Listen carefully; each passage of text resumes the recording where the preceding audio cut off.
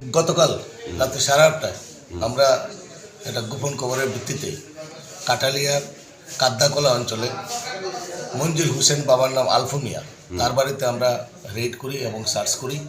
এবং সার্চ করার সময় আমরা তার বাড়ির উঠানের নিচ থেকে প্রায় আমরা 25 কেজি গাঁদা, দুইটা বস্তার মধ্যে 25 কেজি গাঁজা আমরা উদ্ধার করতে সক্ষম হয়েছি এবং এগুলো আমরা সিজ করছি।